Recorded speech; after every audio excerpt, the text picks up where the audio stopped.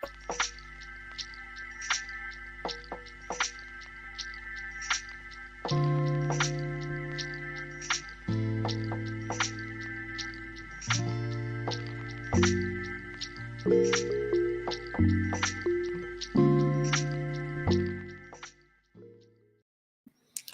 right, we're live. Today is Veterans Day. It's one of those that I'm like, is it Happy Veterans Day? I guess it's not like Memorial Day because it's many veterans can be alive, whereas Memorial Day is really thinking about the ones who didn't make it. So I guess it can be a Happy Veterans Day. Well, in Canada, it's Remembrance Day. So that is supposed to be a solemn reflection on those who sacrificed everything for our freedom. As Justin Trudeau is wheels up. He puts out a tweet yesterday for anybody who is interested in the Canadian stuff. Wheels up to Cambodia, which is wheels up is I'm flying in a private jet and our wheels are taken off the ground as we fly to Cambodia to bypass or neglect Remembrance Day in Canada. Well, doesn't he neglect a lot of holidays? I mean, he doesn't have a love for indigenous people, from what I understand. I said at least he's not on a beach in Tofino this time, skipping the first day of what was it? The indigenous holiday that he himself founded. I forgot the name of it now. It's National Truth and Reconciliation. No, it's National Truth and Reconciliation Day. They really called it Truth and Reconciliation Day? Yeah, because they had a whole committee that was intended to find the truth and form reconciliation. Say it again. Yeah, see, isn't that a little bit on the nose for the Maoist struggle session?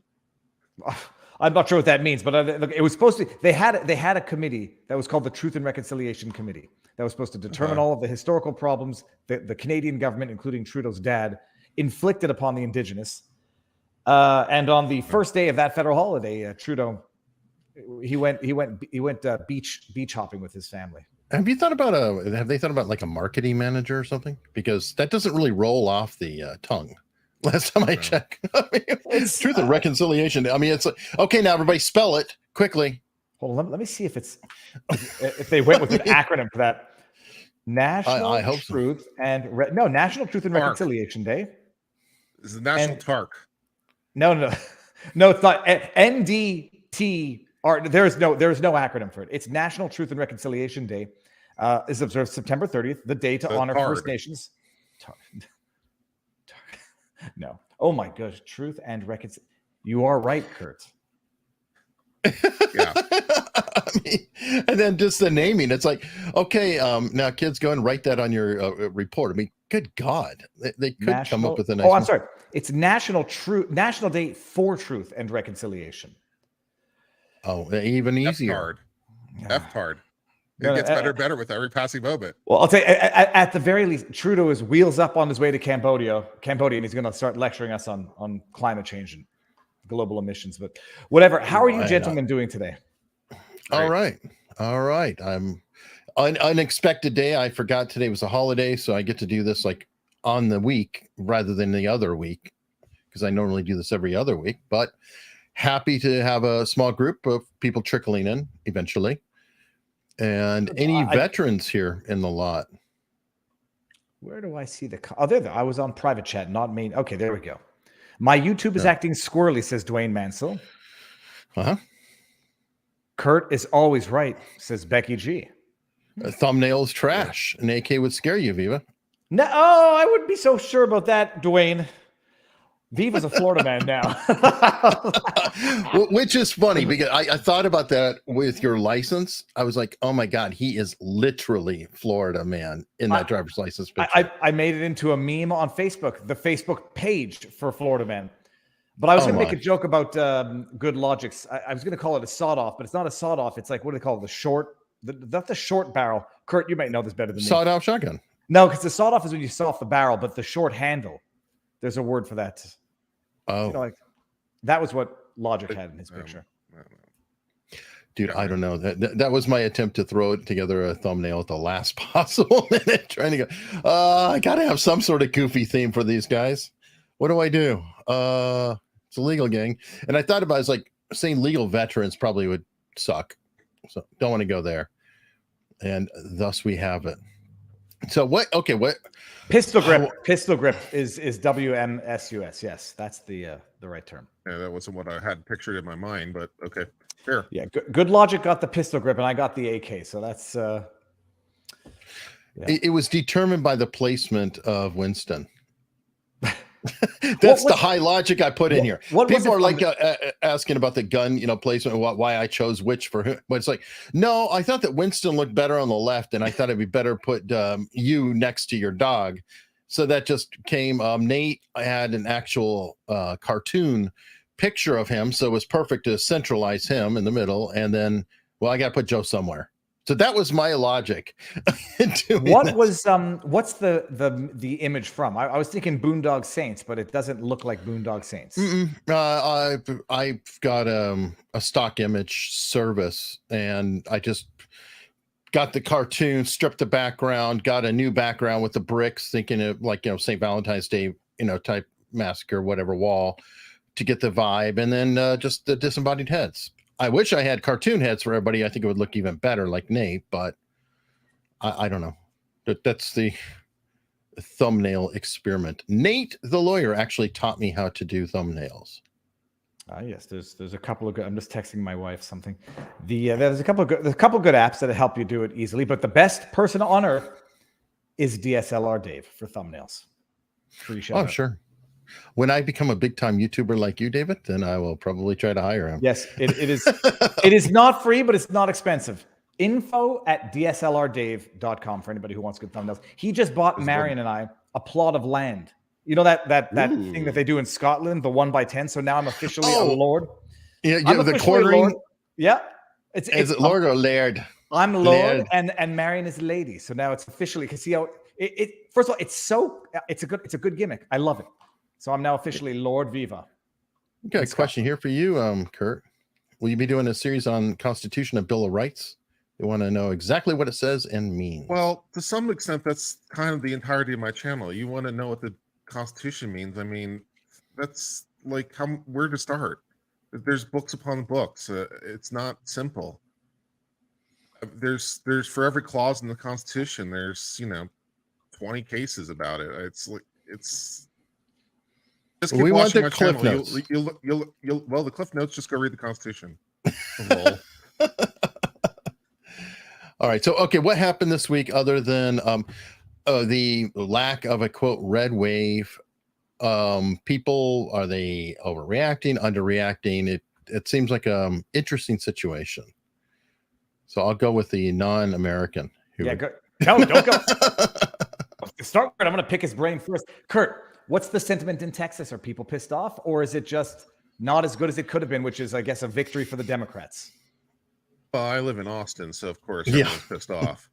But I'm happy as hell that that Beto has once again lost dramatically. This is he just keeps losing. So I'm happy about what happened in Texas. No major surprises there. Disappointed nationwide. But Florida, where you live, things seem to have gone really, really well for the Republicans, amazingly well. If the Republicans manage to take the House, it will be because of Florida. So Ron DeSantis has some pretty big tailcoats. I was going to say something about... How did Greg Abbott get paralyzed, by the way? Do you know that offhand, Kurt? I do not know. No, I don't know. I never even realized it until I read an article that mentioned how he was in a wheelchair, and I never even knew until like 2 days ago. I thought it was maybe something recent. Beto O'Rourke spent $100 million. Lol. It was either 77 or 100 between him and Stacey Abrams. The other, what they called them not systemic. What's repeat losers? $200 million raised in chronic losers. I think is what they called them. Well, I was happy Stacey Abrams finally had the humility to admit that she lost. That was a nice touch. Oh, really? It was still stolen from her the first time. Clearly. Oh, wait, let me guess. Jack Kemp spanked her so bad. Was it Jack Kemp who went against her, or what? Rob Kemp? Who's Rob Kemp? Jack Kemp. Or wait, something Kemp. Brian Kemp? Hey, Nate. Oh, Nate. Hey. Pulsating avatars in the house. Who ran against Abrams? I thought it was Jack Kemp for some reason. Yeah, I think I'm going to move. I'm going to move out of Austin. I think. Brian Kemp. It's Brian Kemp. Brian Kemp. Okay. Well, I guess he beat her so badly that she even had to acknowledge it. I heard that, Kurt, that you were looking at Dallas. Near Dallas or Houston, I think. But yeah, I'm looking at moving because Austin is a little commie. Liberal. Little commie. Wow, your mic is hot, dude. Hold on. Welcome to StreamYard. No, I think that's Exactly. that's Nate. I was watching your Boozy stream, but I didn't chime in. Oh, you did stream this morning? Yeah. Oh, Nate was, cool. he was talking about Yeah, having gotten default. I didn't see the whole thing, but they're getting judgment by default. Yeah. The Goodman, the judge did a status report and recommendation, and she said she's recommending that obviously he's defaulted. So either the judge has decreed that Goodman put the default in within 14 days, or they're going to dismiss the case for failure to prosecute. Nice. Really? Okay, so what does that mean for your case? Well, a couple of things. It's good in two reasons. Number one, that if he does get a default, all those allegations in that lawsuit become true. So that's good. And the second one is the fact that the fact that Boozy seems to me to not have any money to really do anything. It seems like he's all just this confirms our suspicions that he's all just fluff, because if you don't have enough money to stop a pro se litigant from defaulting, you know what I mean? But Nate, now I missed this part because I had to put it on mute. How does he have the money to afford the lawyers that he's using to fight you? Yeah. Somebody Details. is helping him out. Well, yeah. Well, you know what? Again, I want to make it very clear. This is speculation. I think this is what's going on. I think Boozy. Think about this. Boozy has said that he did paid for research for Amber Heard's legal team in the Amber Heard Johnny Depp thing. So he did Meghan Markle. paid research for that, and Meghan Markle. Yeah, but just specifically with Amber Heard, because that's whose attorneys he's using, Amber Heard. Mhm. Those communications between Boozy and Amber Heard's legal team are not protected. They were protected against Amber Heard, but between Boozy and the legal team, they're not protected. So speculation is that those communications could be damning, because Johnny Depp couldn't use them, but we could use them and we can get them because Boozy doesn't have that attorney-client privilege. So without that, that may be the reason why they're fighting. They're putting that law firm, because that law firm's representing Amber Heard in the appeal. And if negative information comes out in our case about Amber Heard and the attorneys and all that stuff, that could really damage that $10 million appeal. So for them, it may just be a calculation. A $30,000 lawsuit is worth it for us to get involved in to save the $10 million appeal. Mm-hmm. Okay, that's interesting. Yeah, for sure. I think that's probably correct. Yeah, that's the only thing that really makes sense. He obviously doesn't have money on his own. There's obviously some interest there from the law firm, one would imagine. So yeah, I think you got it about right. Well, And it's the I only think you'll thing make that it to makes sense. discovery, Nate. I mean, I can't speak to anything beyond that, but I think you'll make it to discovery. I think you've got your prima facie on the lawsuit. Yeah, a lot of people don't realize that, especially with the cases. It's really just within the complaint. So as long as you can make the prima facie case, and then you're on. So even if people bring in new facts, a lot of people don't realize this too. But usually for a defamation case, you can't bring in new facts to the complaint. You have to just kind of argue the complaint, and the complaint doesn't state that. That's one thing. In Without a Crystal Balls, remember when she made the tried to issue not default for a motion to dismiss against Todd Chrisley. Her issue was that she tried to add new facts to the complaint, like, oh, this happened, he said this here, that, and generally you can't do it. You got to kind of use the complaint as a standalone document, and then if those facts you can add, but you add them at summary judgment. So after you get a motion to dismiss, then you file for a summary judgment where you can bring in new facts and say, based on these facts, the person can't win, and we're looking for summary judgment. I hope I explained that well. Yeah. Everything in the complaint is taken as true, and then you just move from there. So can you win if everything is true? I think, yeah. Nate, I hope you can win if it's all true. If you get a judgment, if you get a default judgment, like he doesn't appear or whatever the word is in the States, you get a default for failure to show up. you get a judgment. You don't get to depose. Like you still wouldn't get to discover documents. You would just get the judgment and then establish the quantum. Let's call it Goodman, not Nate. Well, this one is for Goodman, not me. But No, but the thing is that assuming it happens to you. Yeah, let's say it happens to us. It's possible because don't forget, there's 2 phases to a trial. I think a lot of people don't understand. Alex Jones, for instance, is another big issue. Remember, part 1 of the trial was the liability phase, and he thought it was by default. Well, but then you have the how much phase, right? How much do you owe? And in that phase, you can get the discovery and everything that you want, because now it's about how much do you owe me. You know what I'm saying? So, yeah. And then if he defaults on that, then it's just like, well, you just give me $1 million, and he defaults on $1 million, then you know what I'm saying? There's really nothing you can do. So you would look for the next phase if you can get it in the penalty phase. Okay. Wow, that's good news. I think it's got to be helpful for you in the sense of reputational. I mean, if boom, he's got a default judgment for defamation against him, that can't look good. Yeah, but the thing is a lot of times too, you won't be able to use something like that because it's propensity evidence. He's gonna, because essentially we're saying he's acting in conformity with something that he's done before, which is not, which the courts don't allow. So in that vein, the default judgment's not that great, but the fact that the allegations and stuff are true, because you can still point to stuff like that, like, hey, this person, this happened, and that part, that I think is going to be good. And it's also good too because he's also going to have, if Goodman is smart, he'll get the default, he'll try to get a judgment and fees, and then you start hammering him, right? You start, he could own Bot Sentinel for all we know, right? He could technically take that judgment, whatever he which did, would be beautiful. And try crowdsource the truth. Owning Bot Sentinel would be hilarious.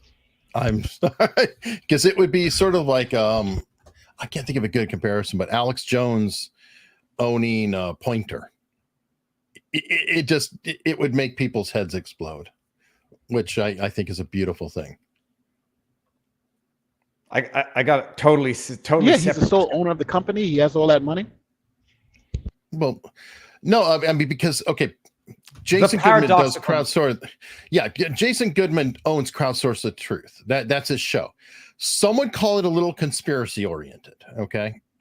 And many people call Alex Jones conspiracy oriented. So the idea of a conspiracy oriented guy owning Bot Sentinel, which is supposed to be against, all kinds of quote misinformation, would be the height of irony. I'm sorry. I love that. And I hope it comes true. I hope whomever owns Bot Sentinel, there's nothing more than a webpage that tells the story of Christopher Boozy and Bot Sentinel just left up on the internet. Well, when I first heard the word Bot Sentinel, I thought it was a comic book. So you could turn Bot Sentinel into something like a superhero comic about one lawyer's quest to take over another man's company. Nate, so the latest is now, though, on your end, they have what? What's the next step in your suit? We may have lost Nate. Maybe. Well, I will give the answer because I listened to his stream just now. Go for it. Go for it. And then I got another question for you, Kurt. No, yeah. So the next step in is basically waiting for the response from Boozy's side. We're still having problems on getting service because we've tried a couple times to give service without success. So that's been a whole thing. They're also looking to potentially take the thing to federal court, which they can do, I suppose, if Nate allows them to. Otherwise, not so much. And either way, we're looking at some sort of motion to dismiss, which we have to make ourselves past, whether that's going to be in federal court or otherwise. So at least for the moment, things are in Chris Boozy's corner because with accepting service and stuff like that, or we have to go to court and say, well, he's been effectively served and go from there. So he's dragging things out. So we're in the waiting phases of things at the moment.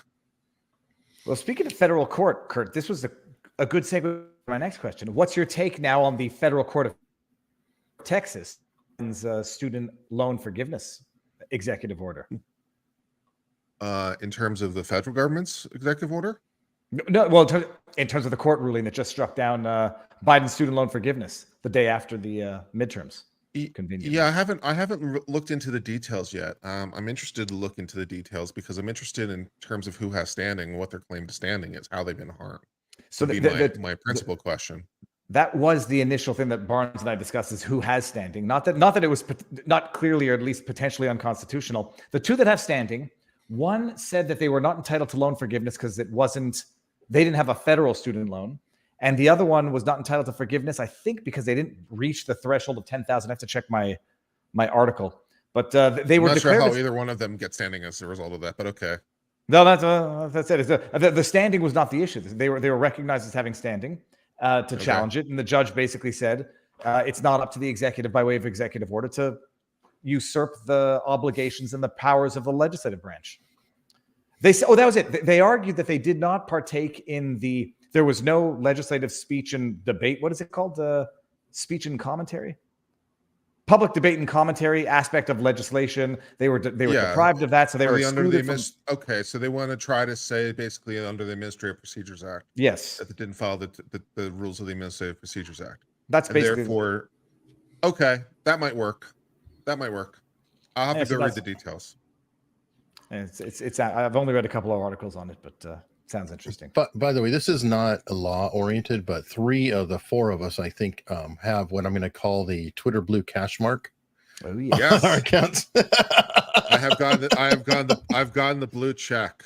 I have it as well. So I'm going to call it the cash mark. But I guess it's worth it. It's worth it for the lulz for a while. I don't know if they'll necessarily keep it forever, but it's worth it for the lulz just for a while to make people who don't want everyone to have the blue check mark eat it. So yeah, I'll give Elon $8 for a little while. That's fine. Nobody never wanted everyone to have it. The issue is the confusion that it's going to cause, that it's causing right now. Well, this is the fun part. Apparently, it's so confusing on Twitter. It's suspended. Apparently, we got it within that window.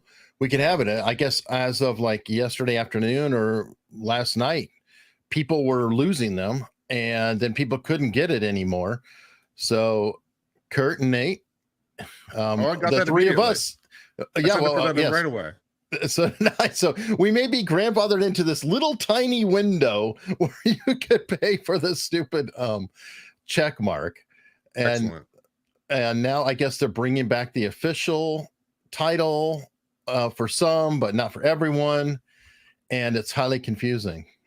But so, what are your thoughts being an official blue check there, David? A legitimate blue check. It is not about the blue check mark. It is about no. If I want to go make fun of Kathy Griffin, I want to make sure that I'm tagging the right blue check mark Kathy Griffin and not some Kathy Griffin somewhere else who then gets bombarded by people who think that she's the real evil Kathy Griffin. If I want to make fun of AOC, I don't want to have to make sure that the at AOC blue check mark now has like a 93210 at the end of the name. And if I'm reading something that seems to come from a blue check mark that I recognize, I don't want to have to go double check, click on their thing, see if they're, an authoritative or a news source that I can retweet without getting caught retweeting something that's not factually correct. It's just confusing. So if they wanted another way to do it, fine. But people think that the blue check mark was about status and hierarchy. It was. Well, it was intended. It really was. No, it's about the betters and the lowers it's not. No, it's not. It's about noteworthy accounts of people that gained a lot of traction. There you go. Became popular. Noteworthy. No, the issue there was that people would go and say, "I'm this account. Here's a comment. Buy Bitcoin" in the comment section. I was like, Viva, why would you be saying that? It's like, it wasn't me. How do you distinguish them? David, that's what they claimed, but the way they had it, that's a lie. Don't tell me the quartering isn't noteworthy. Don't tell me that Barnes Law isn't noteworthy. Barnes Law has over 200,000. No. He's absolutely noteworthy and deserving of a blue check mark, as well as the quartering. If there's no question that it was politicized in its attribution, but it was intended to ensure that, first of all, if I'm Barnes or if I'm the quartering, I'll be pissed off if I start noticing a lot of people saying, "Hey, I'm the quartering, buy Bitcoin," or "I'm the." Leave it. I know, and that's the issue. So the application is one thing, but the fact it was not an us versus them Although some people really seem to be spinning it that way, and also describing it. Well, that way. no, hold on. It absolutely was applied that way, because let's look at Milo Yiannopoulos, who just came up this week on Timcast. It was quite a surprise to see him. I didn't recognize him. Milo, one of the bigger trolls on the internet, was verified. They didn't like what he said, so the first thing they did was they removed his verification. So now, how does this solve anything? If it was supposed to be about verification, proving that the person who said it really is that person, removing it from a person because you don't like their comments has nothing to do with identifying whether they legitimately said it or not. That proved in of itself that it was a status symbol, and they removed the status symbol. False. And that's a problem. That proves that it became weaponized and politicized for partisan purposes within Twitter. Not that it was a status symbol, although people do view it as a status symbol. Get well known enough and you'll get it. Unless you're on the right wing side of things, where then it's much slower to get. But like I think in YouTube, it's nobody really views it as a status symbol. They view it that if you get a comment in one of your videos on someone else's video that says, click on this link, you want a prize, people aren't going to click on it because they're going to see that, oh, it's not actually Mr. Beast or Jacksepticeye. And that's the way it was. True, there's a form of juvenile on idolatry. YouTube, it's an achievement. I mean, then why do we have a silver play button? That's not a stat. Bullshit. It absolutely is a marker of, here is your status. You're no longer a small channel like mine. You have 100K or more. You've got the check that you're legit. I was pretty freaking psyched to get my silver play button. I have it displayed behind me for a reason. I'm sorry. I've got two things. I got two things displayed behind me on the shelf: my silver play button and my license to practice before the U.S. Supreme Court. Okay, these things are both valuable to me. And you like your check mark too, right, on YouTube? Yeah. So I'm sorry. I'm going to disagree with you completely. And YouTube's doing it though. YouTube's doing it right though. This is the problem. YouTube is absolutely doing it right. They set a standard. You have 100K. Doesn't matter who the hell you are. Well, they do count out some people, but in general, you hit that marker. Boom, there's a check mark. Allison has one. Kurt has one. Nate has one. You have one. All of you have hit this threshold and you get it, and it's evenly spread. Twitter is this fickle, like, oh, suddenly, you're a reporter for this magazine with 500 followers. Who cares? You get a check mark. But then another giant person doesn't have it. Eric, I think we're saying the same thing, but in different ways. Yes, it became problematic in its application on Twitter. There's no question about it. Yes, YouTube does it properly. And so someone says some of the best accounts have 0 check marks. Jen Madison, that's not the issue. The issue is that if you see someone who you know that you don't necessarily follow, I'm just trying to think of like Chris Cuomo. I just think of someone you don't like, and you see a tweet from Chris Cuomo, blue check mark, and you want to rib them, and you reply to them, and you say, what a jackass, what a dummy. And then it turns out to be Chris Cuomo from lower state New York, not upper state New York, and you just tagged the wrong Chris Cuomo because it has a blue check mark, and you didn't go verify that it was the Chris Cuomo that you want to make fun of and not some other Chris Cuomo. So it has to be Chris Cuomo, the Chris Cuomo. Why is another Chris Cuomo not as important? Yeah, I know. It's not a question of importance. It's a question of how you got to know them and who they are in the sphere. Are they is celebrities? He any less authentic a Chris Cuomo than the other guy? No, but he might be more deserving of mockery than the other Chris Cuomo, and I want to make sure I'm getting the right one. And even now, like I'm trying to tag Elon Musk, and I'm other people are coming up who do it as a joke, who do it as a gag, who maybe are doing right. it to And that's the part. And that's the part that I did a tweet about that I'm getting a lot of flack for, which is cool. Where I said that the verification process to me is a joke, in the sense that in-app purchase, now I'm verified. Verified as what? Oh, really? I could have changed the name of my profile and then gotten verified to whatever the hell I wanted. I think of verification as when I get carded to buy booze, I have to verify that I am of age to buy the booze, or I am who I am. In many, many places, people are like, what? Oh, so you're saying that you want to put people's identities out there for them to be threatened? No. I'm saying that there needs to be an actual verification that the person is who they say they are. Now, that doesn't mean that you're telling the world that. Your name could be PewDiePie123, but you verify through an ID who the hell you are, that you're a real person. That's all I'm saying. It is. No, I felt agree. It falls short in verification by its title. It's where it's just cash, like go get some Apple gift cards and some burner devices. And believe me, from the podcast world, I can tell you, in Bangladesh, they have, iPhones on boards just lined up going bing, bing, bing, bing, bing, bing, bing, bing, bing, bing, bing. And you can very easily get around this. Sorry, go ahead. But Belinda Bassett says, why do you need to troll on social media? Maybe rethink what social media should be for. I don't think anyone said troll. If I want to legitimately make a point against AOC or Bill Gates, and it works better with names that are relatively common. You want to know that you're replying to the real Bill Gates, or that a tweet that says, I'm going to take over the world and depopulate half of it comes from the Bill Gates who you think it comes from. So, and Eric, you're right. Verification should in theory be nothing more than uploading an ID, making it your real name, and so that people know that they're talking to the real person of the account. Some people don't even want that. They don't want to show ID. They want to remain anonymous, but they want a blue check mark as well.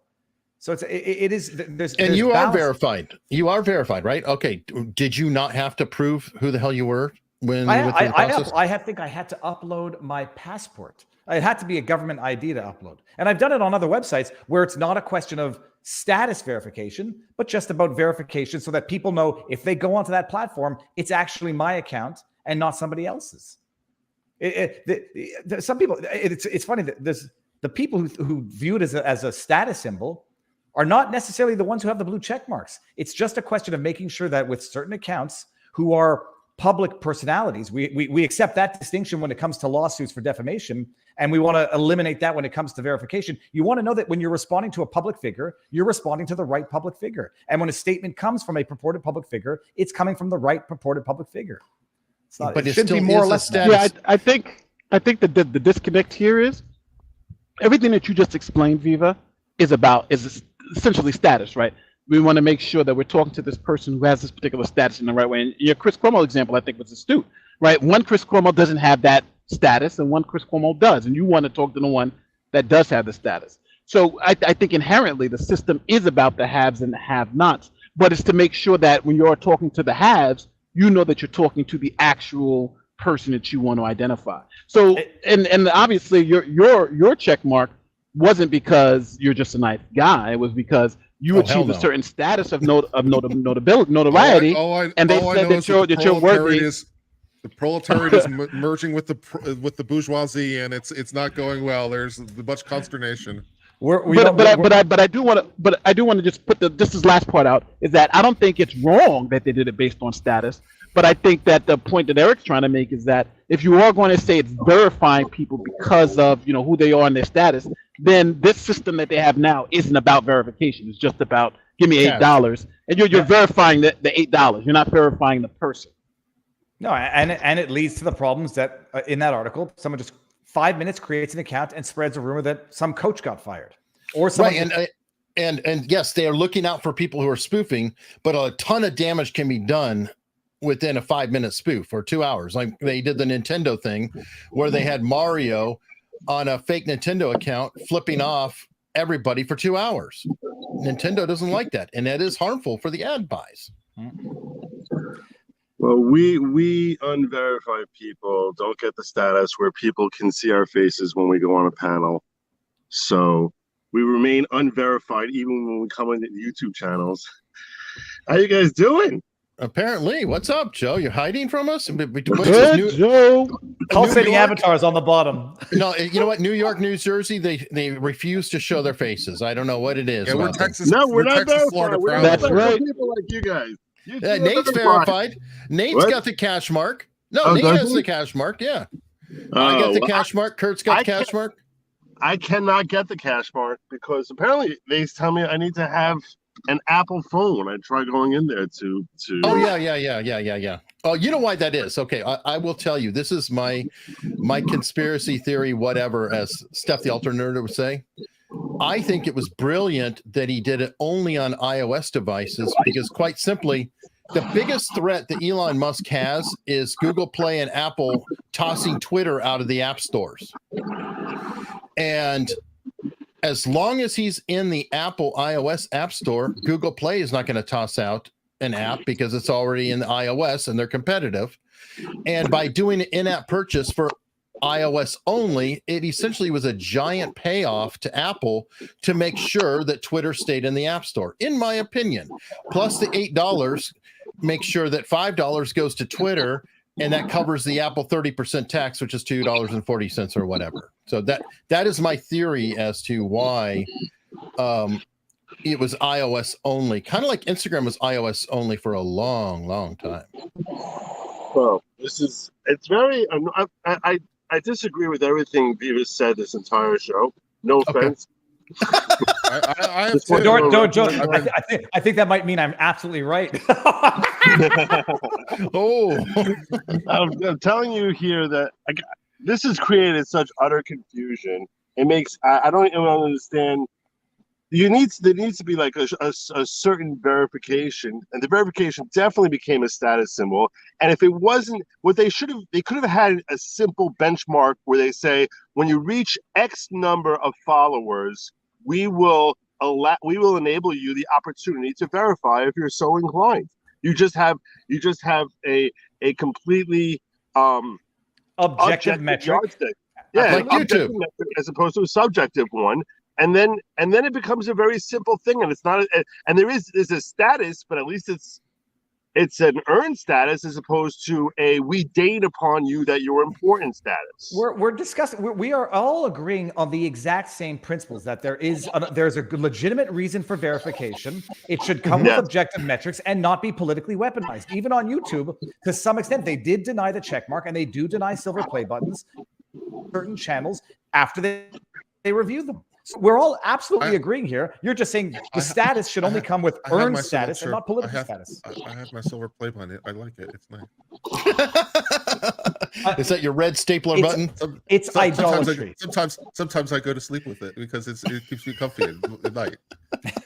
I was a little disappointed it was not the same format as the old ones. You know, like it was in the shape of a silver play button, looked big and heavy, but it's idolatry. Be that as it may, you know, I've got my new idol, baby. Yeah. Did you guys talk about his whole parody account thing? Like H3H3, Ethan Klein getting tossed off, and Kathy Griffin. No, not that. Today he tweeted out that not only it looked like he tweeted out. I was going quickly. I was like, I don't know if this is the real Elon Musk or not. I assume it is because he'd be kicked off by now if he wasn't. But he said that it has to say parody in the name. It always has said that. Always has said that. In the name, it has, not just in the bio. In the name, yes. So because if you just say it in the bio, that leads to confusion. Because how often do you see the bio, Joe? Nobody gets to the bio. Right. When you look at that, you're just seeing the tweets. You have to actually click on the profile to go to the profile and see it in the bio. That's why it has to be in the name, like parenthesis parody or whatever. It's a fair statement because a lot of damage goes out because nobody can see the Twitter handle. It's pretty well obscured at a glance. The only thing you see is the name. It's so ridiculous. So does that mean that the Onion has to put the Onion parody in their name? Well, the Onion is a publication. They're not pretending to be Elon Musk. Yeah, but you know the funny thing coming in as the Onion. Correct. When I corrected myself on a tweet where Twitter, according to the rule, says they do not verify parody accounts, period. And there was a tweet from last year where they said that. And then I was like, I was certain that I had seen verified parody accounts, and the Babylon Bee and the Onion were verified. Point, Eric makes a good point. They actually are the Babylon Bee.Ey're not parodying that they are at Elon Musk.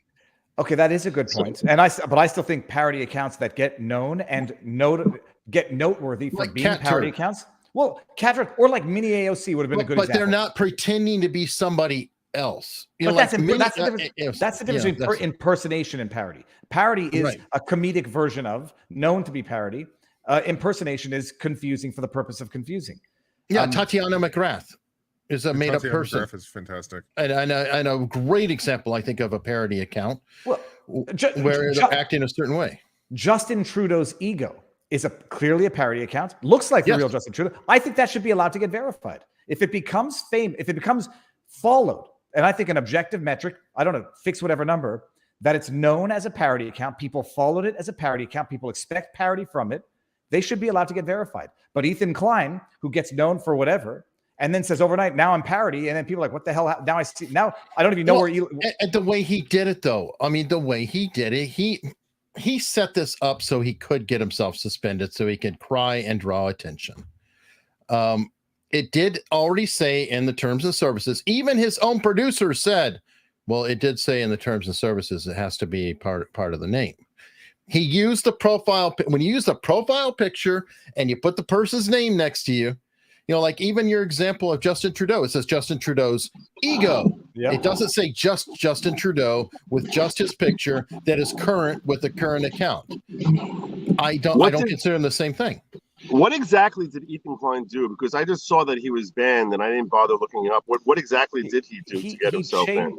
He changed his avatar to Elon Musk, changed his username to Elon Musk. His handle still remained at H3H3. It has to, yeah. And then he started, you can't change your handle. And then he started tweeting out things like, sure, there's going to be rampant use of the N-word on Twitter, but that's just the price I'm willing to pay for freedom of speech. And then his defense was, but my profile says Parody, because he, in the banner of his profile, on the head, put Parody account. And the irony of Ethan Klein's virtue signaling is he's the only one that, you know, he's one of the ones who freely used the N-word to prove free speech, but now he's, you know, pretending to be outraged by it on Twitter. But side note. Yeah. And he also said everybody vote for Democrats, so he did call to action and, you know, whatever. It was over the top. Interesting. Definitely attacks, but it's confusing. I don't think anybody who is objectively intellectually honest will say that it's not the same thing as an obvious parody account. You know, well, like if he did a cartoon version of Elon Musk with the eyes bug, you know, whatever. But he made it very clearly an impersonation account, and then he cried. So and Nick Dev says verified. You can't change name without verification done. Agreed on that too. Because if you get verified and you can't change your name, or you want to pay for verification and you pay for it as whatever, it's still the issue of just creating accounts that are very similar and indistinguishable unless you go click on the blue check mark to see, is this the one that, is this the who's the example that people gave in the chat? Is this the person who's a journalist, or is this the person who's an actress? Because some Megan Fox. I mean, as easy as that. You have to know. But if someone says I'm Megan Fox, the journalist, I'm going to buy my $8 blue check mark.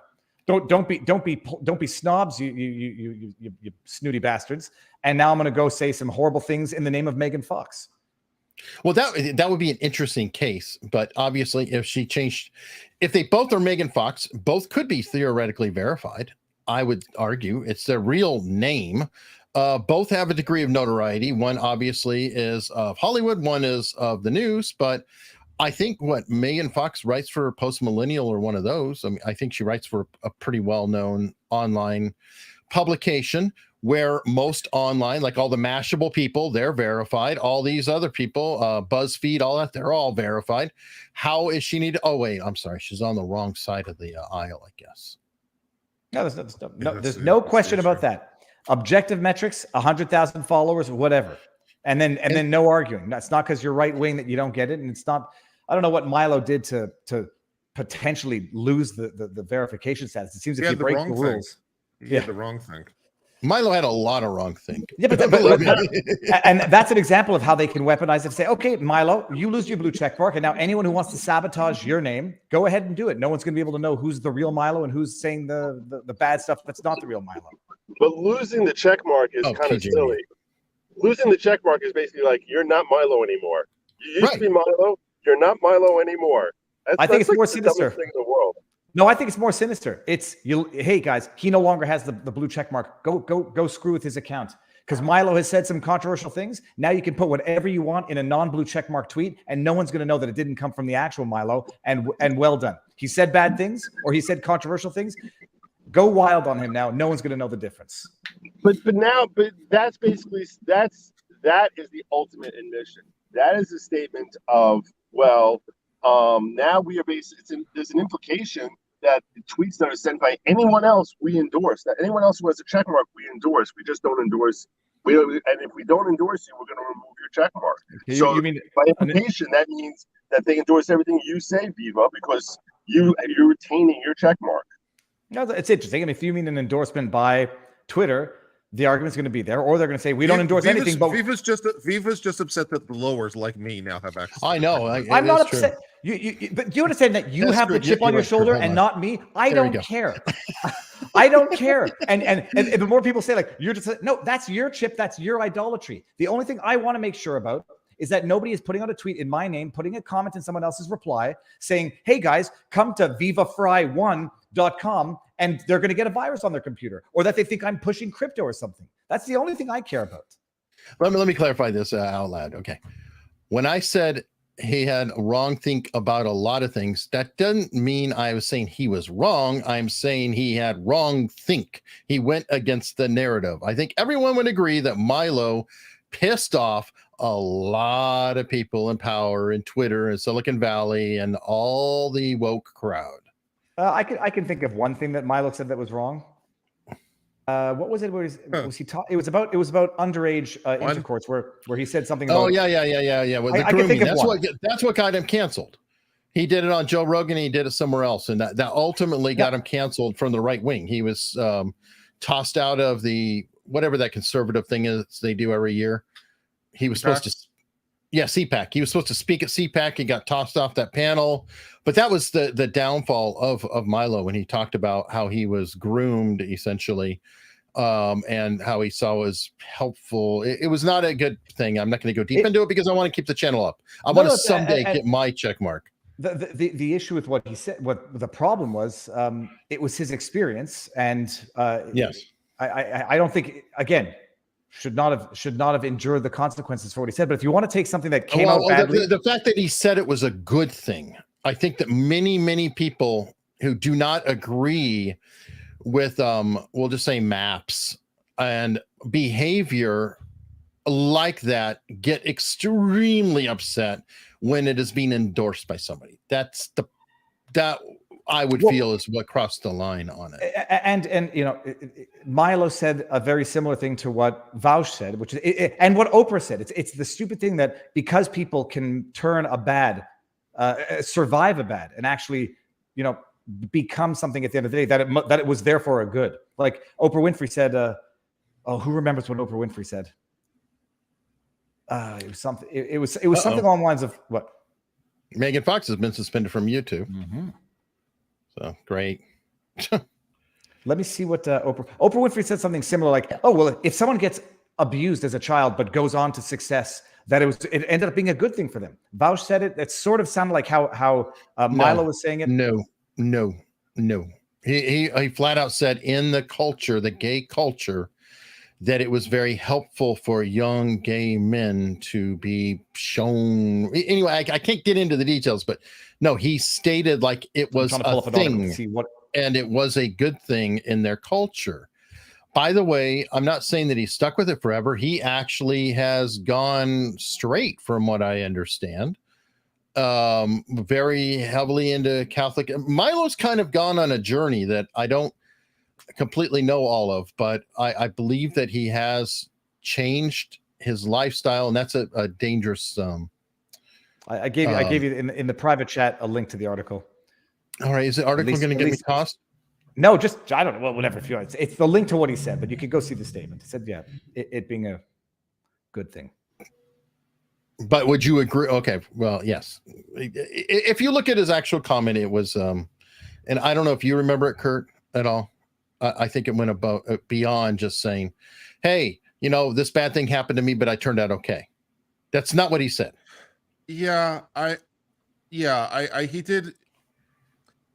He did speak about it more positively, and I don't know how to feel about that on some level, because I mean, he's entitled to his own experience and his own perceptions of his own experiences. I don't, you know, it's a strange thing, because people are saying his reaction was the wrong reaction, which is kind of a strange proposition in some ways, because it's his reaction. Like, someone did a wrong thing to you, but either he didn't perceive it as wrong, or he perceives it as right, or perceives it as good. I don't know why he's on some level not allowed to have that perspective, even if I wouldn't share it. Maybe because he's prescribing it to others. Now, the statement. I don't quite remember that part. Well, I've watched both on Joe Rogan and he said that this is a common thing and it's really helpful for young men in the community. He said it on Rogan. He said it on, I think it's Drunken Peasants. It'd be hard to find. You'd have to find the clips because beyond mine then. Yeah, Rogan took it down. I think I don't think it's out there because I believe that was one of the Spotify things that got removed. It refers to it as a coming of age relationship where people of a certain age help those of a younger age discover who they are, give them security and safety, and provide them with love and a reliable rock where their parents, so to speak, like their parents. So it's a I don't know how you interpret that as not being condoning something which is statutorily illegal. It sounds like our school systems. Illegal and you see, but this is like the difference. Whether or not something illegal and whether or not I gain value out of it are completely different propositions. I mean, it would be strange, but if you robbed my house, but afterwards I was thankful for it, it doesn't make you less guilty. My reaction might be strange, but if it's my reaction, it's my reaction. I mean, I don't know why I'm not entitled to that on some level. And again, like I said, are you robbing me of my right to feel a certain way? But that's you saying specifically. That's you about you. That's you defining it to your experience. Like I said, he didn't say this happened to me, but it actually, I think in the end was of use, and I grew beyond it or helped or whatever. He was saying that it is good in society that it happens. It is good for young men. He went a step beyond it to where he's prescribing it. And again, I understand what you're saying, and it is weird if somebody's experience is somebody's experience. I can't really say that. Like if somebody's father dies when they're 11 years old, let's get out of the that talks and just say, okay, your parent dies when you're 11 years old, and if your parent didn't die, you wouldn't have felt lost and found other guidance from other people and then become a success. You wouldn't go around saying everybody's father should die when they're 11. No, people Eric, share the link. Whoever's saying that people are mischaracterizing what he said, you can go read it yourself. And then the only question is going to be whether you agree with it or disagree with it. And if you think perma-vacation is the appropriate response. But the comments are not. Are you on the article? Yeah, here we go. So go on. Here we go. Go right above the tweets. I mean, you can. I wouldn't. All right. Here's one. In the homosexual world, particularly, some of those relationships between younger boys and older men, the sort of coming of age relationships in which the older men have helped those young boys to discover who they are and give them security and safety and provide them with love and a reliable and sort of rock where they can't speak to their parents. And then a voice off camera says, sounds like priest M-word. Yiannopoulos shoots back, and you know what? I'm grateful for Father Michael. I wouldn't give nearly such good bleep if it wasn't for him. Now, was it a joke? Oh, of course it was. Was it tragedy? Is it his way of coping with his abuse? Those are the questions. And being edgy, and if it was, is excommunication for life? Nobody's saying that 5 years later he shouldn't be forgiven or given a second chance. Just the question is, here we go. Drunken Peasants. He continues. One of the co-hosts defends age of consent laws using 13-year-old boys as an example. He responds, the law is probably about right. That's probably roughly the right age. I think it's probably about okay. And there are certainly people who are capable of giving consent at a younger age. I certainly consider myself to be one of them. And then it goes on. Okay. This is how some victims sort of rationalize the abuse to themselves. I was a willing participant, and therefore it wasn't child, whatever. I mean, there's a lot of ways to understand it without. But why? But if it's true, why isn't he? Maybe he was willing. I don't know. You weren't there. Neither was Children I. Maybe can't be willing. That's the whole point, Kurt. But he's telling you he was.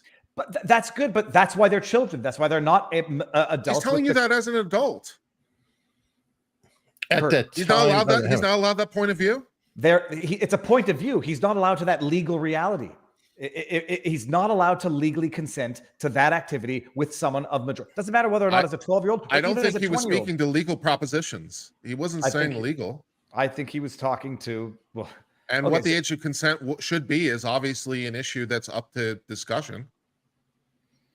I don't understand. He's not allowed. Viva seems to object to his perspective. No. I think what I'm suggesting he's is that prescribing it to others. That's all. If he's speaking only for himself, which would be one thing, but he is going beyond himself. I mean, I can't. If he feels like he was able to consent in his own mind, and he still feels that way, but it's not his mind. It's a legal reality, Kurt. He's not capable of consenting as a 12-year-old boy. Period. Even if in his mind, as a 30-year-old man, I would have consented as a. He legally cannot. So he's walked all this back, by the way. He has walked it all back and gone completely the other way. Well, with a religious conversion or not even conversion. So I'm just saying there's a lot more to it. I would sooner go with the position that this is how abuse victims rationalize it to themselves. Well, it was good for me. Well, I turned out better as a result. Therefore, it wasn't somehow abuse of a child. Wrong. Sorry, but yeah. He's calling. I mean, this is your classic, Patty Hearst situation here, isn't it? I mean, no, Patty Hearst is a bad example because she was already seeing Donald DeFreeze and conjugal visits before that any of that even happened. Oh, so, yeah. I'm just saying, but I get you're saying the legal argument. Sure. It's your what's that Norwegian thing?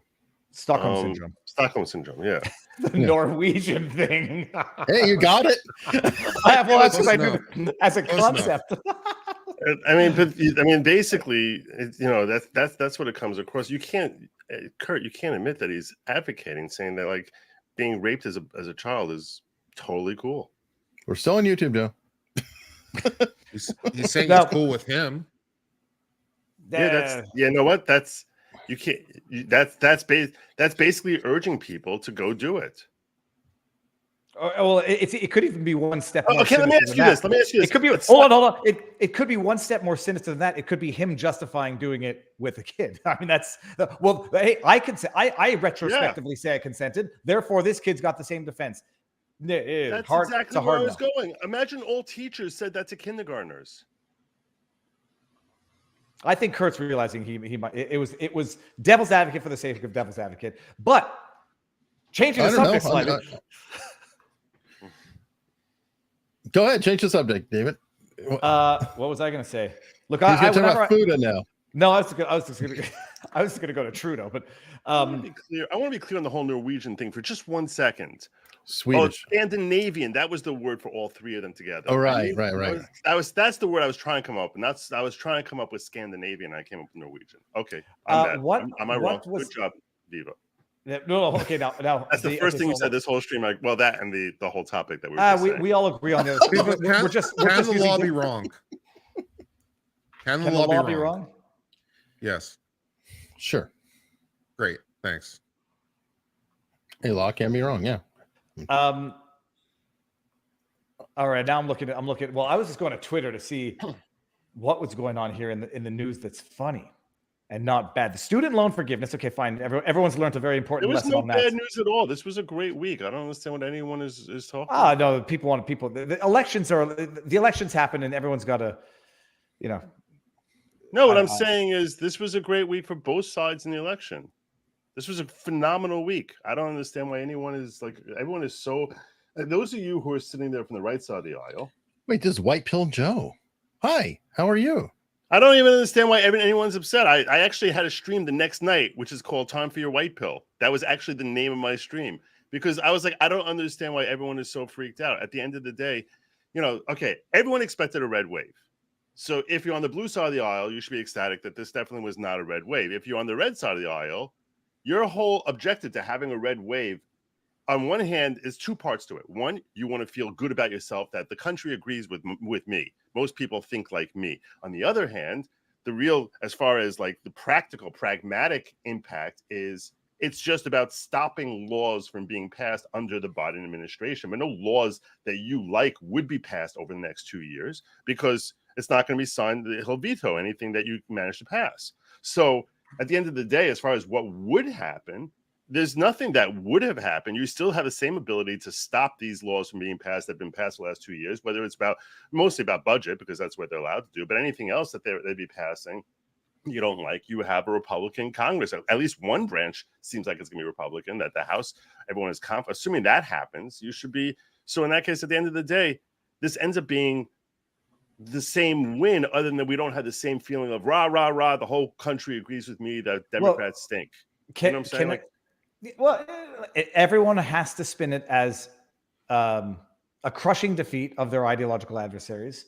And if they can't, then then they're coping. I just want to know, what was that? What was it that I want to know? Oh, Carrie Lake. How does it take them so freaking long to count votes? We're like, it's 3 days, and there's 67% done the votes in Maricopa, in Arizona. When the machines break down, it probably causes some issues. It's like, well, coincidentally, they only break down in certain areas, but you know how that goes. You can never trust specific areas. Actually, you know what? Speaking of good news, super chats. That always a good news. Let's do it.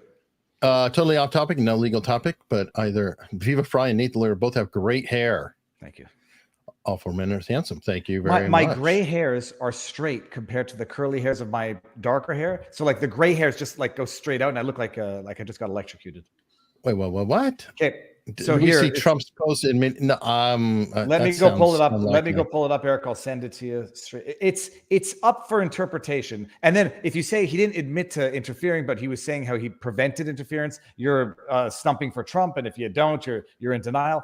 That's like the quote of the article. And I put it on Locals that Elon Musk said that he screwed up with the Twitter Blue, and he didn't really said that. He said, I don't know. I'm trying new things. Maybe you screwed up. Maybe I didn't. Which is not exactly saying I screwed up. Here, Eric, or it was dumb. I'll give you this in the private chat.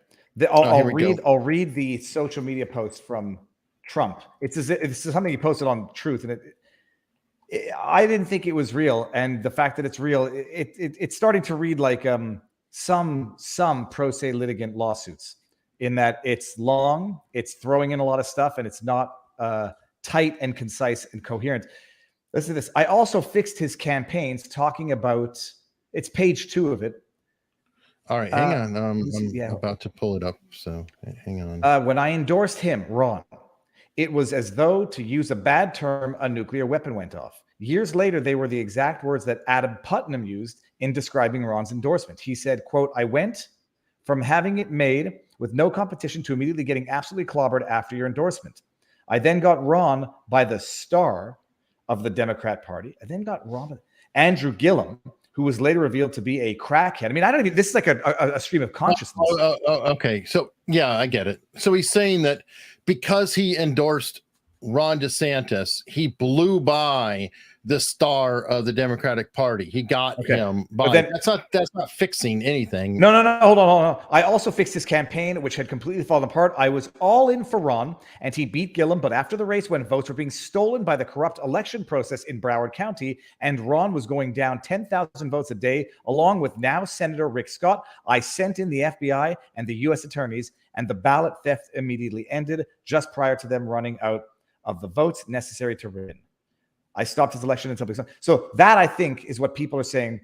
He's admitting to have sent in the FBI and interfered with elections.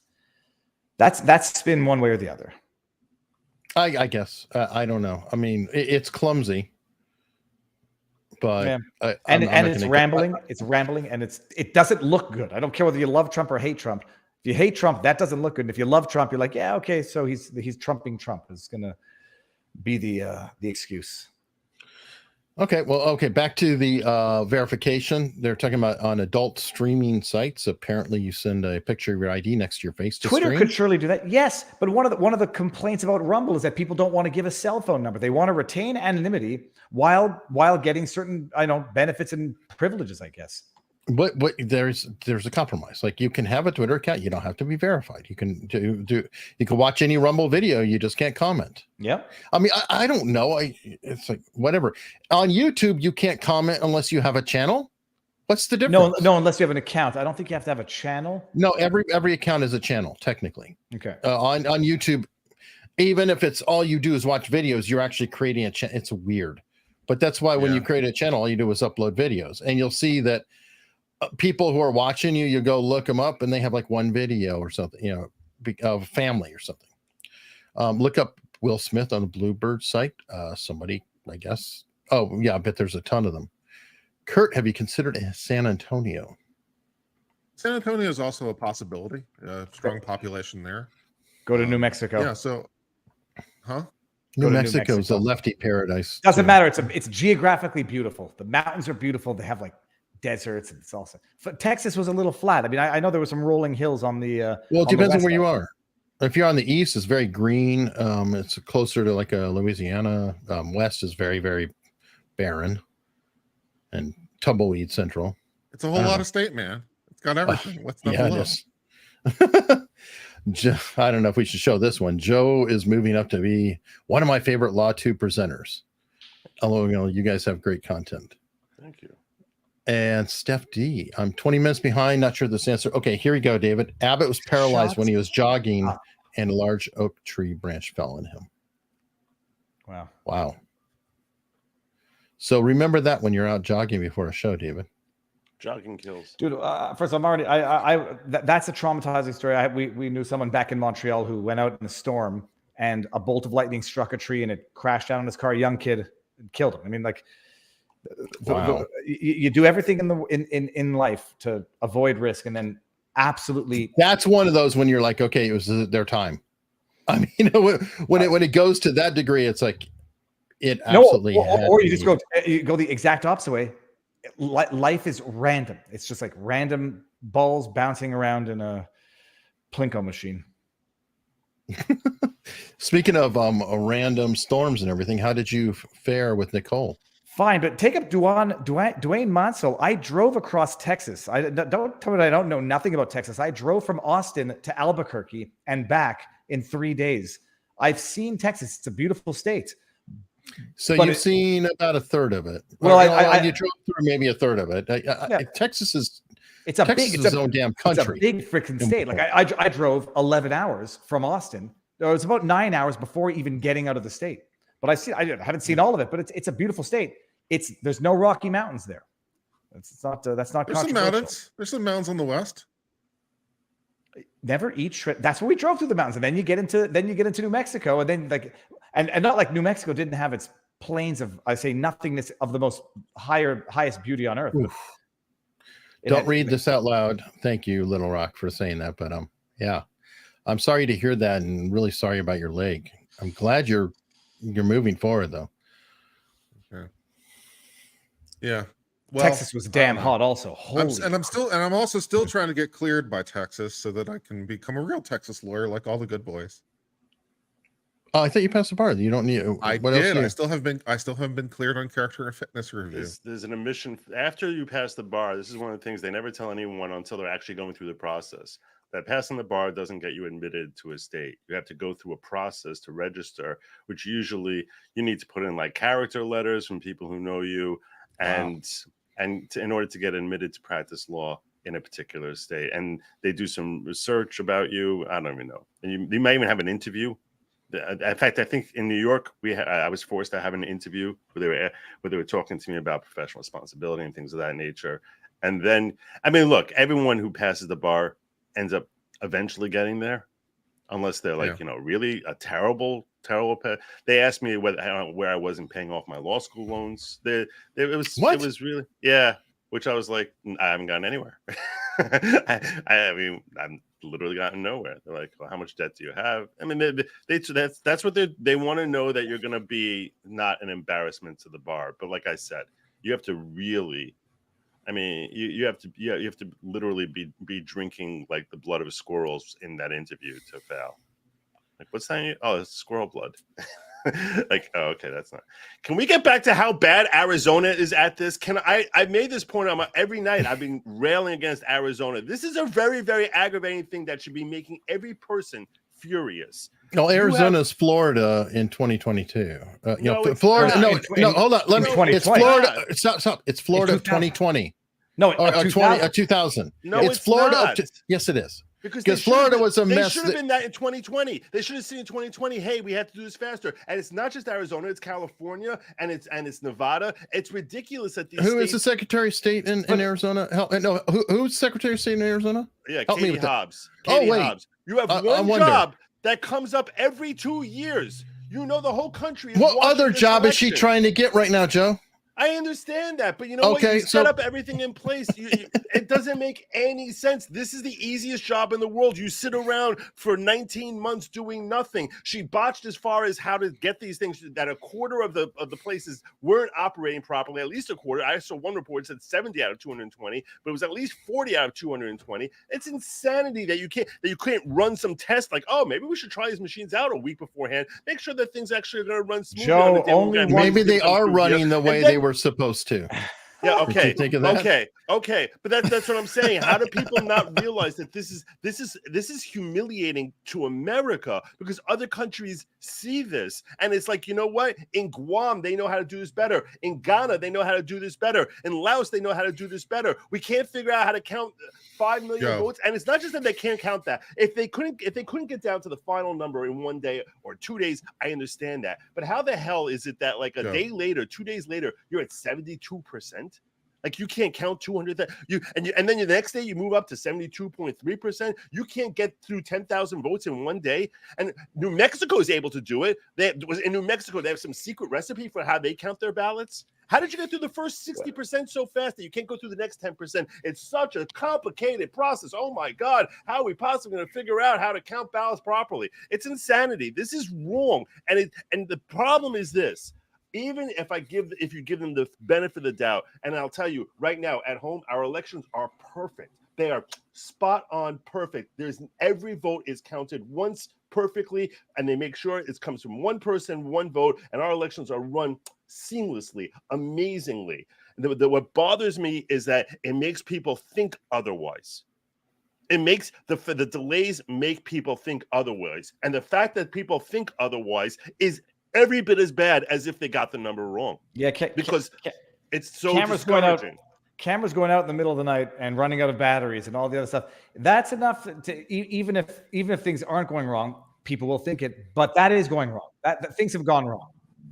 So you can't even blame people for thinking it. That's not supposed to happen. And even in 2020, though, Eric, in 2000, I don't think they didn't get the count in time. There was just a dispute about those that they are hanging Chad. Yeah, but they had counted them. At least they got through the count. But what was the argument of who what counted for what? And yeah, true. But here they haven't even finished an initial count to fight over the bad ballots if there are any. But what I just it's Kurt was trying to say something. Like, what were you going to go with, Kurt? That moment expired. Oh, okay. Joe just rolled right over the witty comment, and that moment is past. That super train was not going to slow down. The Joe wave. What else? Oh God, I don't even know. Okay, I mean, you're looking at the numbers, by the way. If you are looking at the numbers, and everything ended as it is right now, it would be 220 Republicans. Like the narrowest of margins imaginable. I'm just pointing out to everyone here. I'm looking at the map right now. But yeah, just wanted to share with you all that. It wasn't the cameras, it was the machines that were supposed to count the ballots. They hold ran on. out of batteries. I saw something. I'm going to go check. Cernovich had tweeted it, and I didn't go to the original to make sure it was a legit tweet. Give me 2 seconds. I'll find it. Well, okay. While we're talking about voting, I'm curious about this. Okay, here in Virginia, I walked up and I pulled out my driver's license. They looked at my driver's license. They looked at a list. They said, "Oh, okay, here you go. Here's your ballot. Go on your way." What is everybody else's experience? Since that seems to be so controversial, I'm wondering if I live in a hateful state that I have to show that I am who I am when I go pick up my ballot. How are things in New Jersey, Joe? What do you do with respect to what? With voter ID and going to vote? Yeah, I walk up there and they match my signature to prior signatures. Oh, it's a signature. They didn't ask me for ID. They asked me my name. When I told my name, they asked me what my address was, and then they said sign, and they looked at my signature before they looked at my signature compared to what they had on record, and then they gave me my thing. Weird. Hold on, I'm retweeting it. My little slip, which shows that I'm going into whatever. Kurt, what was your experience? Yeah, I just showed present ID when I went to go vote in person. Yeah. Okay. It's not really hardship or anything, right? I mean, it's just no. I gave them the ID. They asked me what my address was. I gave them my address, and they're like, "Pick one of the 20 voting machines." Great. Sorry, okay. guys. I'll correct David myself. Doesn't count. No, well, in Canada, I got to go with a piece of ID. A piece of ID, like government ID, license, passport. If you don't have your little poll registration thing that says you live at the address, you got to show 2 pieces of documentation to show that you still live at the address. And nobody complains and nobody cries racism. It's everyone likes it, and it's paper. You sign with a piece of paper. You put a piece of paper into a box, and they count them by the next day, typically. In Brnovich versus DNC, the Supreme Court said that whole claim that it's racist is bunk. So of course it's bunk. Making the claim is racist. Right. And when Alito made a great point. He's like you can just because you frame something as it's 3 times as impactful on this minority community, when you're talking about 0. that to the one that's not impacted, it's 0.0001%, and the other one is 0.0003%. That's still not impact. It is technically 3 times as impactful, but you're talking about, whether it's affecting that here. There's 6 people that are going to lose out versus 2 people losing out. That's not considered impacting and discriminatory. So that was okay. The live stream cameras went dark. Where the hell's Washout? In Nevada. It was Nevada, not Arizona. I was going to say, I'm from Arizona, and I was like, I don't remember a Washout County in Arizona. No, it's it was Nevada, not Arizona, but just okay. cameras go dark. I do like the fact that we have early voting, and I don't know how you guys feel about it. The mail-in voting is one thing, but even there, it's like but I do like the fact that I was able to go early vote with just as long as you have to show ID and stuff. I don't care went if a week early, saved myself some time. It was great. Well, we have early voting in Canada, same rules, and and the early voting gets counted the day of. But early voting is fine. Mail-in is really a serious problem. Mail-in for those who need it, not for those who want it. That's. You see, this is crazy. Here we go. In Minnesota, we only ask a name, and they look at a screen to verify them. We're not allowed to ask for ID, even if you can't understand how they're spelling their name. They're to write it on paper. That's ridiculous. Well, it's so stupid. So someone's not going to be able to procure a government ID, but they'll be able to write their name. I mean, if someone can write their name, they can get government ID. That's sort of how it would work. The argument that it's racism is racism. That's the bottom line. It is. It's completely racist. There's actually a video. Soft bigotry of low expectations, or just bigotry. And it's nice to find some ground I agree with Viva on this stream. That's pleasant. Well, and I'm gonna go over it on my stream at 2:00. But Joe Biden just taking the opportunity to say Ketanji Brown she's probably the smartest person on SCOTUS. I mean, just to single someone out based on race and then to try to elevate them based on race, it's racist. Based on her questioning thus far, I think it's difficult to support the proposition she's the smartest person on the Supreme Court. You have to assume that ordinarily you would not even compare the intelligence of the 9 justices of the Supreme Court. They all have to be equally intelligent. And if there's one who's less intelligent than the other, you can bet that in a population of however many hundreds of millions, you would be able to find someone who's just as smart as the smartest one and get rid of the one who's not. I feel like my qualifications by comparison are looking surprisingly good. Which is not necessarily. Wait, are you trans? Are you trans? Oh, I could be if it gets me a PC on the Supreme Court. Sure, why not? I'm a woman. I forget what case it was. Which case was it? Her questions were not bad.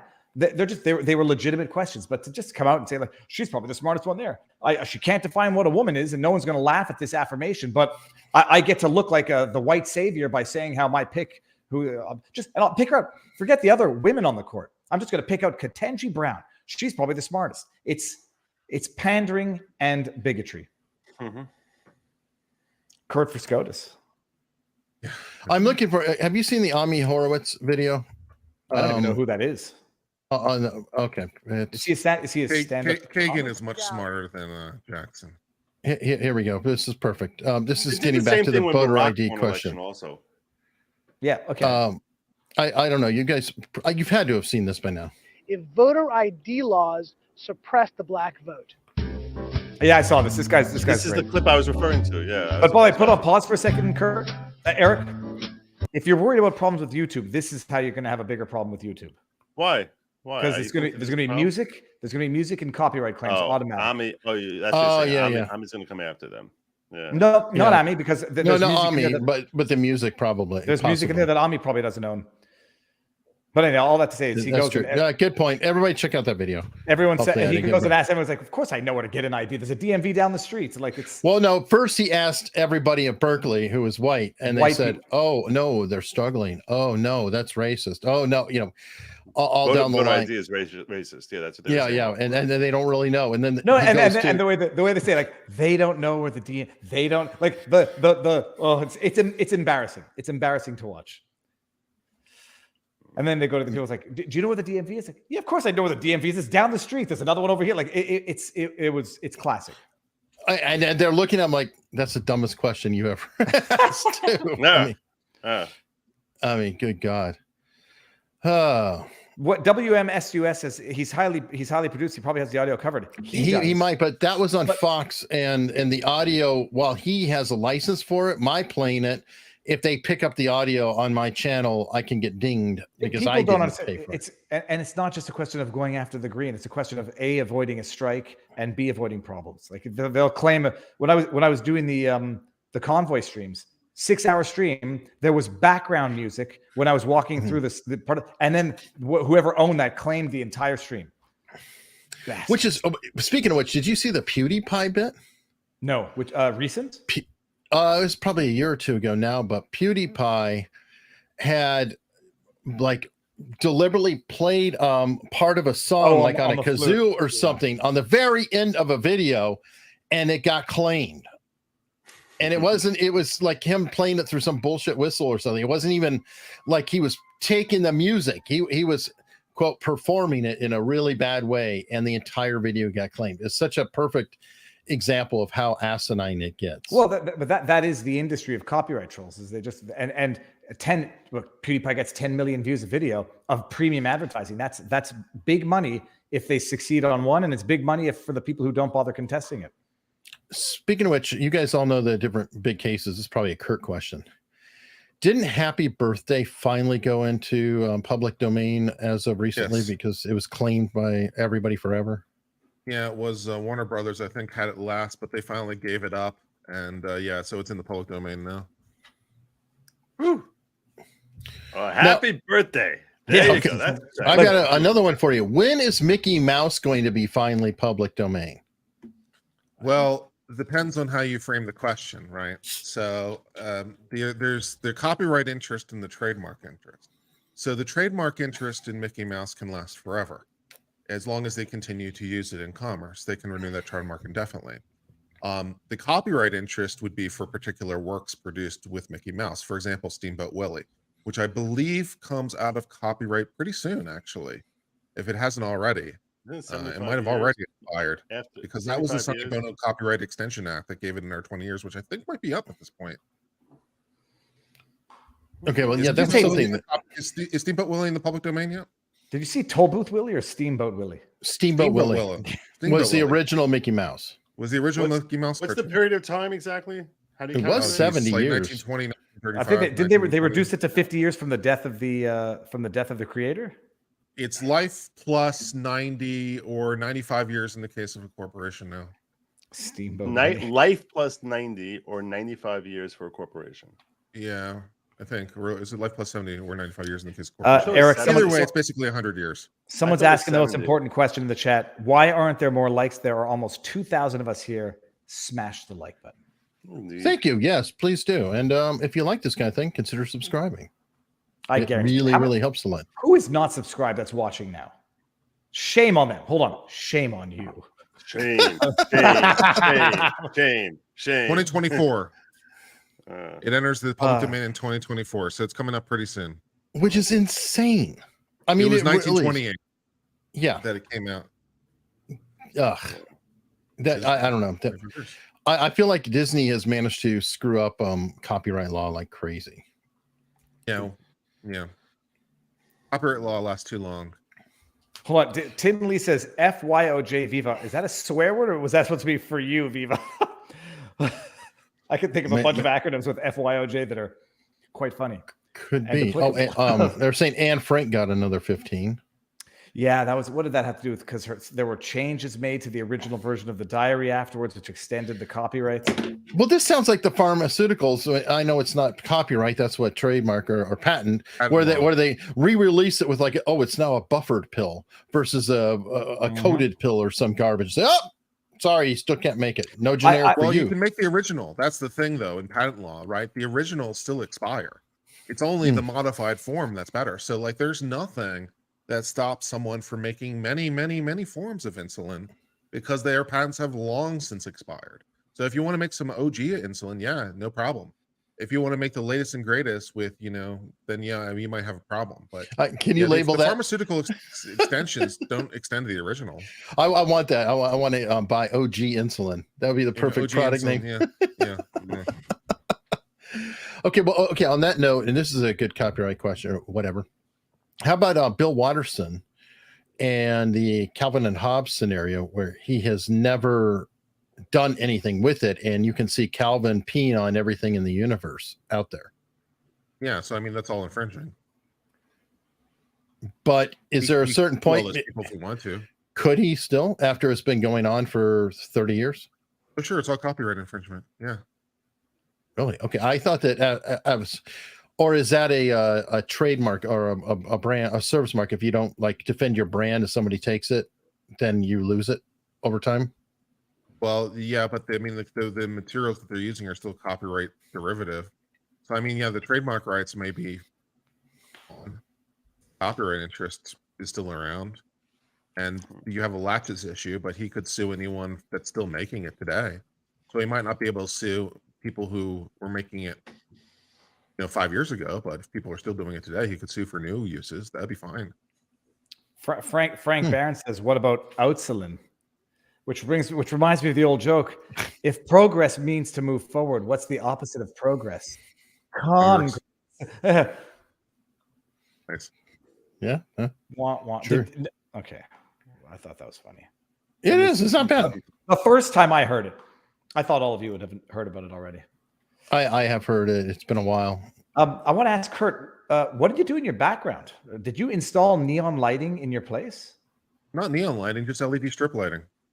Well, son of a beasting, that's a good idea. Yeah, just LED strip lighting. And then I set up color triads using a color wheel. And so then I have color triad relationships. And then I can I can either select one or I have a button, which would just select one of the random at 12 at random. Ooh. Sorry, you're doing the Emily mood light, like this is going to be a red stream because I'm pissed type of thing. No, not really. Well, it serves a couple purposes actually. It's another way of differentiating my videos. So like when I do my batch record streams, when I record a bunch of stuff to be edited, I do a bit different background for every. I just press the button and it gives me a different background for everyone. So it's another way to visually distinguish them. So people will be less confused that they've already seen the video and stuff, along with different thumbnails and stuff. So, and also it makes me happy inside because I can just press the button and then magic. See, I've been struggling to. Did you get a soundboard too? I did get a soundboard. Yes, I got a soundboard. I just have no idea how to use it. Emotional damage. Shut up, Kurt. How many sound bites do you have on your board? Some. Because if I got one, the only thing I would have would be Arnold Schwarzenegger saying, "You son of a bitch." That would be the only one. Or I'm a neuro operating computer, a learning computer. You could do it. You could upload that into StreamYard. You know that, right? Don't give me more things, Eric. I don't want to know these things because then I'll have to try to do them. I'm struggling to keep up with things as it is. I have all my intros I have uploaded there. Oh, now you're done, Eric. Now this no. Now Europe owns this stream. Oh God! But yeah, So I mean, yes, there's already I have clips. I have the soundboard and I have the lighting all set up, and it's great. And then yeah, so I can do different lightings, and I can just switch it to plain at any time. So if I want to just I want the take a plain soundboard. background, just plain white background, I can do I want the that. Or soundboard immediately. We'll put a link in the private chat, Kurt, to whichever one you got. Is it hard to use, Kurt? no, it's easy. It probably is one that you just press a button. I don't know if it's Elgato or one of those, but Okay. Yeah, it's all got a now- Stream Deck. Now, I don't want to be the one who starts the exodus. I've got to vacate my bladder and that of 2 dogs before 2 o'clock. no. Well, I was going to be rolling it down pretty soon anyway, especially since Nate had to go pick up a kid, by the way. So he had an emergency call. That's where he headed out. Yeah. But My wife is leaving me for another week with the kids alone Yeah. until next I Thursday. tell you what, the voice mod is nice because I'm using this one that is like called Vocal Enhancer, and it's just nice because it makes the audio a little bit more rich, and I just keep that on all the time now. that's So what's it's worth going it on just with your for mic. that. Yeah. So what is that then? Is that Elgato? Well, I can just turn it off, and you can see the difference. So if I do that, if I had a turns off all the soundboard, voice effects. holy, right. Okay, and this That's is all it. in the You Stream Deck. become a menace to the internet. So that's all straight. That's just how it sounds normally. And then if I want a vocal enhancer, then I just press that button, and it gives you a little bit more rich, full audio. So I really like it for that reason. That was $20. Best $20 I ever spent. if I may, $20 for the vocal? choosy And then I've got all kinds of modes too, so I can sing. Oh dear. I want to sing a song with you. Viva! I want to sing a song of love with you. Oh my! Beautiful. Oh my! Yeah. Is- You don't. okay. You just unleashed Frankenstein right above you there, Kurt. Auto What, tune Kurt what were here. you thinking? Give me- Every stream now, Viva is going to be singing. We're going to be seeing "Feed Me" like every 30 seconds. This is like there's going to be Simpsons everywhere. You just unleashed like Frankenstein. I don't know what you're on like the entire internet the community. songify this. I might just God. start a new channel. It's going to be called Yeah. Viva Las Vegas. I Oh, love it. I love it. Eric, just one thing. That'd be great. Choosy Heretic said, "How is the lawyer doing that passed out at the inquiry? I hear he was all right. I also heard that cry when he hit the floor." He's posted an update on Twitter saying he's okay and he's fine and he'll be back soon. Judge said he was fine. I've heard rumors which I can't substantiate, so I will not repeat. But it's just the world has gone. Have those batshit rumors crazy. been substantiated? Well, the things that have been confirmed is that he tweeted a picture that said #vaxxed to the max. So one can only assume that he is indeed vaxxed to the max. And then one can then Is we're there just allowed to any ask evidence- questions. Is What? there any evidence that's related to this particular incident? This is the question people ask. Is there any, what evidence could one need other than the fact that one presumes he's vaxxed to the max, which means boosted to the moosted, and then collapses randomly at a commission? What we're not going to see it.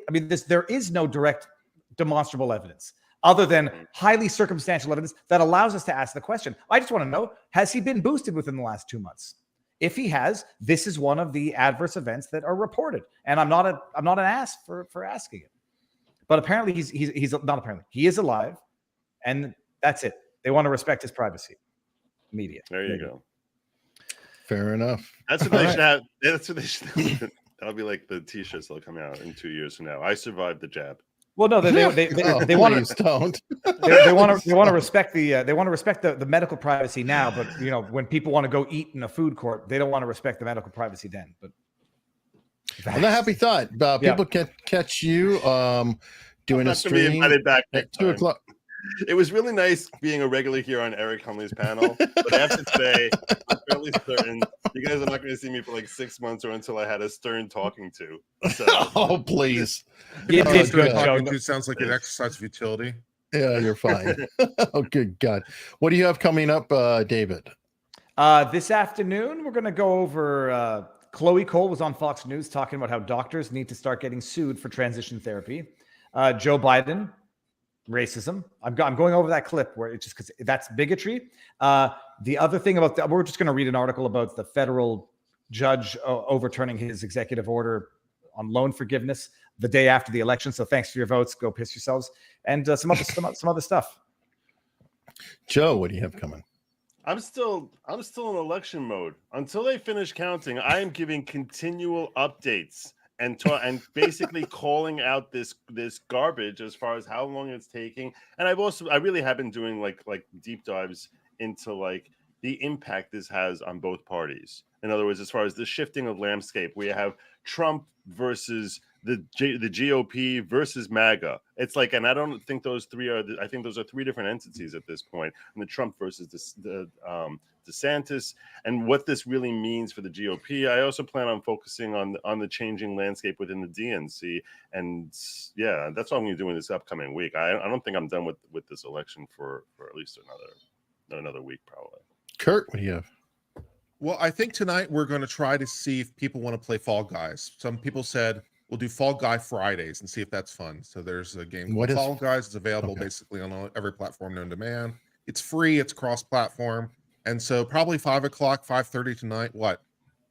I'm sorry, I forgot one thing. When you were done, I didn't want everything to shut out because there was one thing that I really have to mention to everyone. I'm so sorry. I'm really sorry. That was very, very rude of me. And it's sort of, but I saw Scott Cardinal and he's totally right. I need to point this out. Scott Cardinal and I have recently started a new show called Law and Lore, where we basically we look at the genesis of famous law that you all know about. We spend like an hour breaking down how this law came to be. And it's a new show that's Tuesday nights. We alternate channels. This upcoming week is going to be on my channel, Law and Lore. I know I say it like Law and Law, but it's I was going to say, with the New Yorker, isn't that Law and Lore? Yeah, it's Law, L-A-W, and Lore, L-O-R-E. Scott Cardinal does a phenomenal job just giving the backstory where you understand the people involved or the events and the circumstances and details in ways that you wouldn't otherwise know. I urge you to sign up to Scott Cardinal and you know, if you're interested in that topic, my channel as well. He is phenomenal. And yeah, go ahead, Viva. Well, Eric, what were you saying? Back to Kurt. Back to Kurt. So as I was Law saying, and Lore, by the way. Law and Lore. I'm out. I'm done. Go ahead, Kurt. Come on. We love you, Kurt.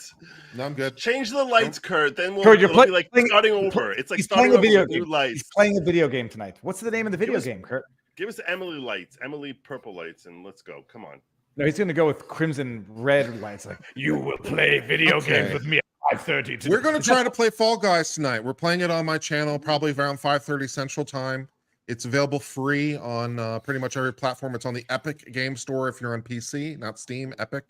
It's also available on PlayStation, Nintendo Switch, and everything else.